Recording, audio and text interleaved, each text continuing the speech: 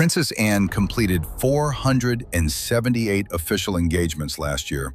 At 74, she remains the most industrious member of the family, covering nearly a fifth of all royal duties. Her presence is the difference between survival and silence. When she was hospitalized at Southmead with a concussion and memory loss, the schedule did not simply pause. It revealed the thinness of the line the family walks. Catherine observes this pace with the clarity of a woman preparing for the same marathon.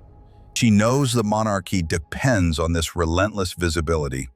It is the discipline to show up when the body is tired and the headlines are unkind. Catherine is learning that the crown's weight is measured in these daily miles. She is not looking for a shortcut. She watches the Princess Royal to understand how to endure. May. Princess Anne stands under the stone portico at Gatcombe Park, checking her watch.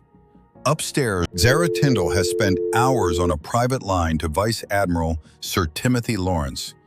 Zara speaks with the urgency of a daughter who has watched her father-in-law fight the same erosion for years. She tracks the subtle shifts in her mother's gait and the way her fingers grip the reins during morning rides. Zara is asking for a forced silence in Corfu. She is seeking the right to protect a woman who refuses to acknowledge the weight she carries. Sir Tim listens, his hand resting on the leather-bound diary that dictates their movements.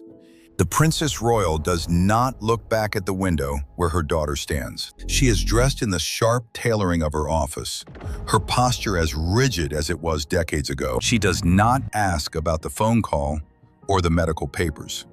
The black car sits idling. The door is held open.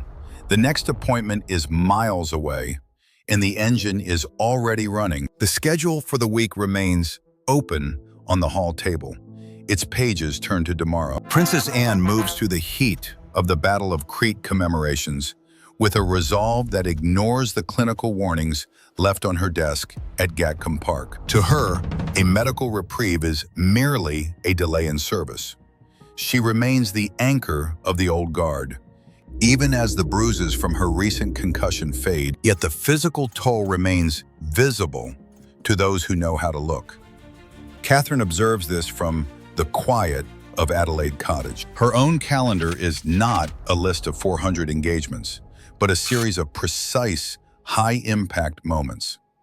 She is not competing with Anne's tally. She is preparing for the day when the sheer volume of royal duty must be replaced by the weight of a different, more sustainable presence. While Anne continues to bypass the forced silence her family seeks for her, Catherine is curating a monarchy that survives on strategic grace rather than total exhaustion. The flight manifest for the Commonwealth Tour is already being finalized in the private offices. On the hall table, the schedule for the coming autumn remains a crowded map of obligations that the Princess Royal refuses to strike through. As the black car pulls away from the tarmac tonight, the engine is already set for tomorrow's first appointment. Is Princess Anne's refusal to step back a noble sacrifice, or is her stubbornness putting the entire stability of the crown at risk? Share your thoughts below. If you value the quiet dignity of the Princess of Wales, subscribe and join our community as we follow the path of the future Queen.